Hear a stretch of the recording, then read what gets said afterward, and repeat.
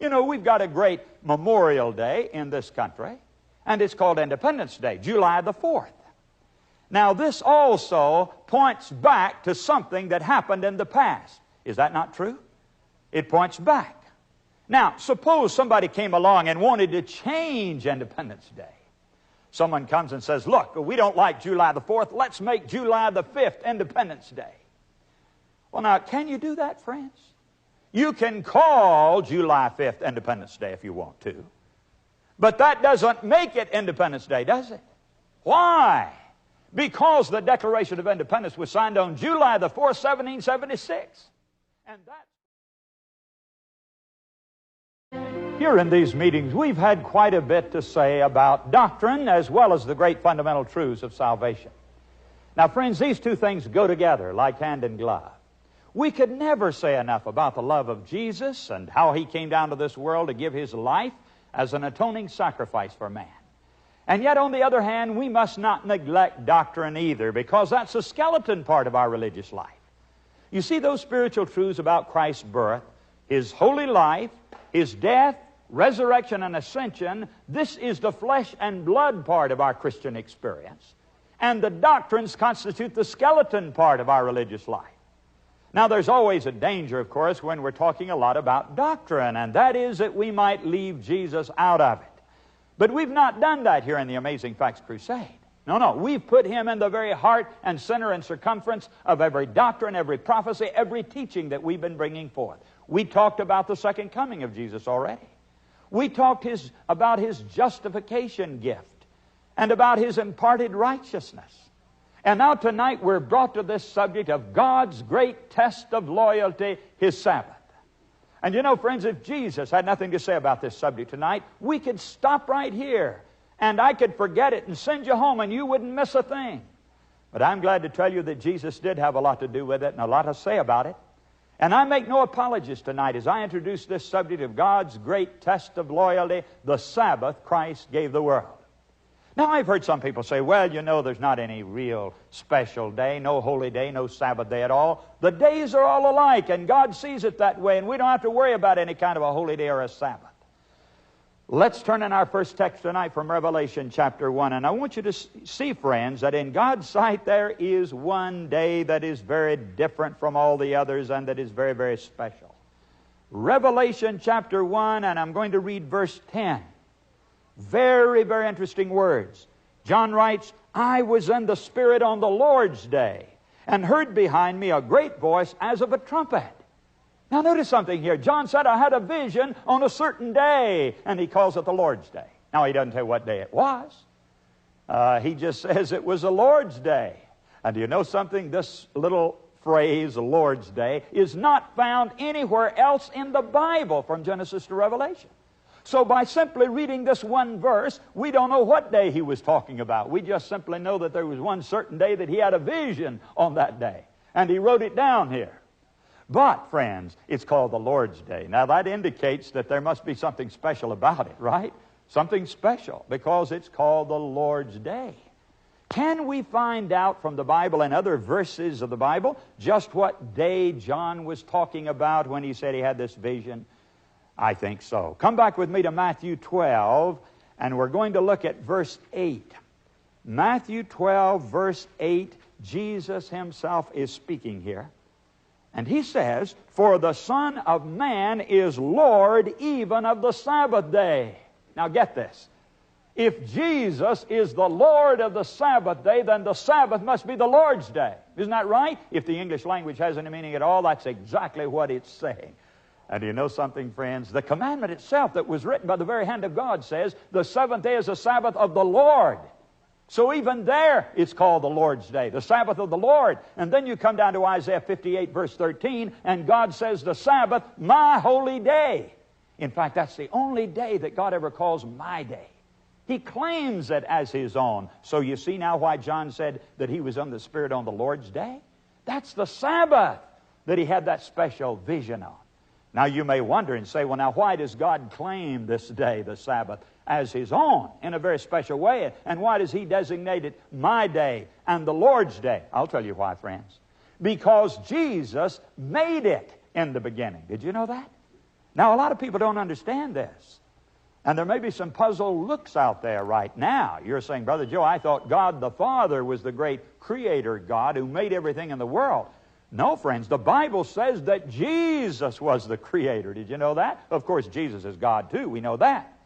But let's go in the Bible now to John chapter 1, and I want to read you these words very clearly because many people don't understand this biblical principle. John 1, verses 1 to 3. In the beginning was the Word, and the Word was with God, and the Word was God. The same was in the beginning with God. Now notice that somebody was back there in the beginning with God. And it says that His name was the Word. You see, that's actually what He was called. That was His name. And it says He was in the beginning with God. And the next verse says, verse 3, all things were made by Him, and without Him was not anything made that was made. Now let me ask you something, friends. Who was this Word that was back in the beginning with God who made everything that was made?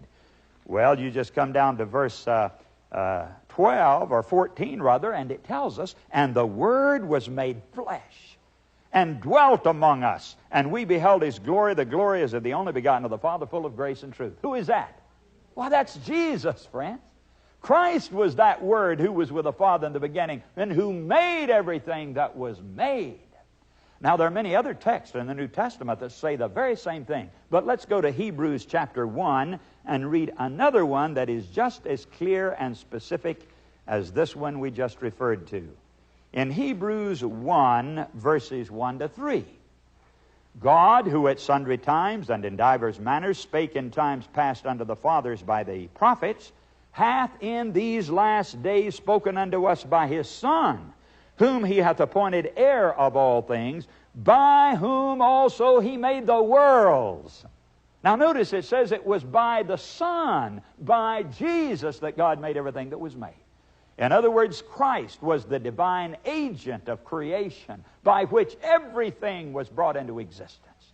He's the one who spoke and caused matter to suddenly appear out of nothing. He did not create this world and this universe, friends, out of pre-existent material. God had the power to speak. Christ had the power to speak and cause things to suddenly appear out of nothing. And so the world was made, it says here. In fact, the worlds, plural, were made by Jesus. God did it through the Son. And so when we go back to the book of Genesis here and read about those first 6 days of time, in which something was made each day. You remember, light was made there on the first day, and then matter began to appear, one thing after another, the trees, the plants, and so forth. And then on the 6th day, you remember, that great masterpiece of creation, the animals were made, and then God made man. Adam and Eve were created on that 6th day. And then, following that climactic event, came the 7th day. And we read this now beginning in Genesis 2, verses 1 to 3. Thus the heavens and the earth were finished, and all the host of them. And on the 7th day God ended His work which He had made. And He rested on the 7th day from all His work which He had made. And God blessed the 7th day and sanctified it, because that in it He had rested from all His work which God created and made. Now notice, He did all of the work on 6 days. And then on the 7th day, He did 3 things that were totally different from anything He had ever done before on the other days. It says He rested on that day. He didn't do any work at all.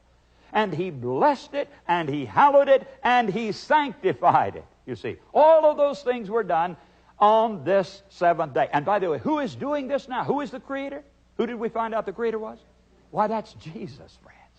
Christ is that Creator. This is the reason I love to preach about the Sabbath, friends, because you can't separate it from Jesus. He made it there in the beginning. And you find Him related to that Sabbath from Genesis to Revelation. And that's why I love to preach about the Sabbath, because Jesus made it. That's why it's called the Lord's Day. Now, friends, after we found out who made the Sabbath, and by the way, some people tell me, I've heard them say this over and over again, well, you know, that was done way back there in the Old Testament. That Sabbath doesn't have anything to do with us. because, you know, it was made long, long ago for a certain period of time and for certain people, and so it doesn't apply to us today. Friends, that is not true. They even say it's a shadow. Have you ever heard anybody say that the Sabbath is a shadow and therefore it doesn't really apply today? That just isn't true. Let me tell you why it's not true, friends. It could never be true. You see, shadows did not exist before sin existed. You can't have a shadow before sin existed. No way. Certain things like the animal sacrifices came along as a shadow, pointing forward to the deliverance from sin. But if there had not been sin, there wouldn't have been any animal sacrifices. There wouldn't have been any of those types and shadows at all. You see, friends, the Sabbath was made in the beginning before sin existed. And therefore, you can never say that the Sabbath is a shadow of anything. Many other things were added as shadows after sin came in. But the Sabbath was made in the beginning in the Garden of Eden when everything was absolutely perfect and there was no possible way for it to be considered a shadow. Now, let's ask another question, friends. We found out who made it. Jesus made it, didn't he? Who did he make it for? That's the next question. For whom was the Sabbath made? Now let's go to the book of Mark, chapter 2 and verse 28, and let Jesus answer this question for us. Mark 2:28, Jesus said unto them, well, verse 27, let's read that first. And he said unto them, the Sabbath was made for man, and not man for the Sabbath. Therefore the Son of Man is Lord also of the Sabbath. Now, friends, who was the only man here when Jesus made it? Why, Adam and Eve had been made on the sixth day, isn't that right? And then he made the Sabbath the next day and blessed it and sanctified it. And Jesus himself said, I made it for man. And by the way, that word man is used in the generic sense. That means that it includes all the world of mankind. That's the way the word is used. And the only man here and the only woman here was Adam and Eve, who had been made on the sixth day. And Jesus said, I made it for man. Well, he made it for them, and he made it for all of their descendants who would come after them. Have you ever heard anybody say, well, you know, that was made for the Jews? The old Jewish Sabbath. How many of you have ever heard anybody say the old Jewish Sabbath? Ah, friends, let me tell you something. Nowhere do you find in the Bible that expression. It doesn't say the Sabbath of the Jews. It says always the Sabbath of the Lord. The Sabbath of the Lord. There weren't any Jews in existence when the Sabbath was made. In fact, it would be 2,000 years practically before any Jews would even come on the stage of history. Do you think Christ made it back there for the Jews and put it aside for 2,000 years and then later on when they came on the scene said, here's something I made for you? Oh no, friends. It's not made for the Jews at all. It's made for man. It's made for man. And that means all mankind. In fact, friends, there were two wonderful divine institutions that were made by Jesus back in the Garden of Eden before sin came in. And both of them were made for man. One of those institutions was marriage, and the other was the Sabbath. Now, the Bible says that woman was made for man. Remember that text? Woman was made for man. The very same term there, the generic word for all humanity. That's the word that's used there when it says woman was made for man. And then Jesus said the Sabbath was made for man. Let me tell you something. If the Sabbath is only for the Jews, then marriage is only for the Jews. That's what we'd have to conclude, because the same word is used for both of them. And friends, Christ made these two wonderful holy institutions right back in the beginning before there was any sin, and gave those two institutions to man. Now listen, Luke was not a Jew. He was a Gentile. And he wrote two books of the Bible. He wrote the book of Acts and he wrote the Gospel of Luke. Now, because he was not Jewish, Luke had a way of referring to Jewish things in a very particular manner and pointing them out and reminding people of that. And so you'll find him using these terms over and over again. The synagogue of the Jews, the Passover of the Jews, and this and that of the Jews. But he never said the Sabbath of the Jews. Never. Because it is not the Sabbath of the Jews, my friends. The Sabbath was made for man, and that includes everybody, all mankind. Now, we found out who made it. Jesus made it. We found out who He made it for. He made it for everybody, including all mankind. The next question is this: why did He make it? Why did He make the Sabbath? Now let's go right to the commandment itself in Exodus 20, and we will find the reason for the creation of the Sabbath.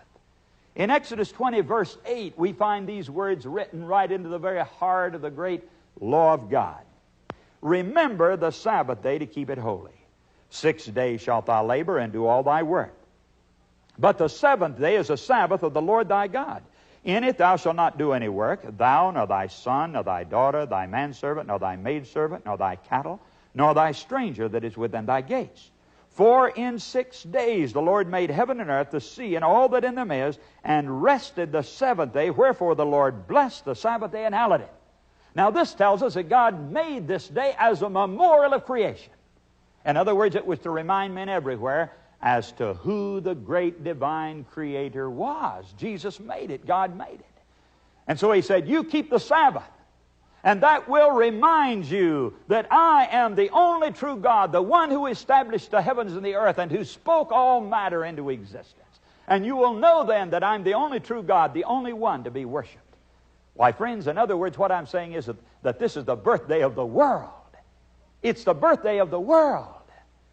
And it points back to an event of the past. It is a memorial of something from the past to be remembered. And let me tell you something. You can't change a memorial, can you? You can't do it. You know, we've got a great Memorial Day in this country, and it's called Independence Day, July the 4th. Now, this also points back to something that happened in the past. Is that not true? It points back. Now, suppose somebody came along and wanted to change Independence Day. Someone comes and says, look, we don't like July the 4th. Let's make July the 5th Independence Day. Well, now, can you do that, friends? You can call July 5th Independence Day if you want to. But that doesn't make it Independence Day, does it? Why? Because the Declaration of Independence was signed on July the 4th, 1776. And that's where it will always remain. The only way that day could ever be changed would be for history to run through again and for that document to be signed on another day. Then that day would be Independence Day. But right now we've got to leave it where it is because it marks an event in past history, and it is a memorial of something that is already finished, and we can't change it. It's very much like your birthday. You know, that's an act that has already taken place, hasn't it? Your birth. And all you can do year by year is to acknowledge that fact that you were born on a certain day. And so you remember it as your birthdays roll around. Well, now, the Sabbath is the birthday of the world. And every Sabbath, as it comes to us, it simply reminds us of something that is past, that has already happened. The only way you could change your birthday would be for your life to sort of be lived over again if possible, and you should be born on a different day, and then that would be your birthday. I can't change my birthday. It's on December the 28th, and it's going to stay right there on that day. I cannot change it, my friends, because it was on December 28, 1920. Well, when I was born in that year, that's my birthday.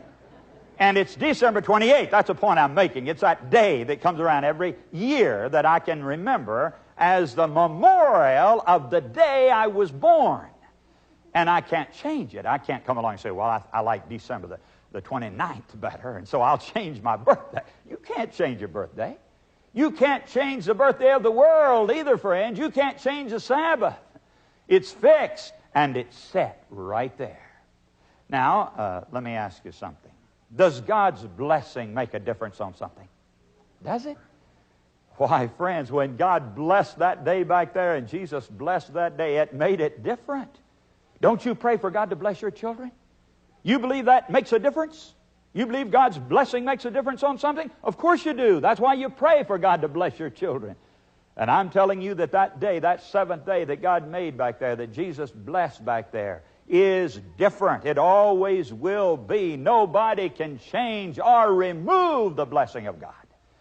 Now, you've noticed, of course, that fourth commandment right in the very heart of the Ten Commandment law of God, and you've seen that it's different from the others.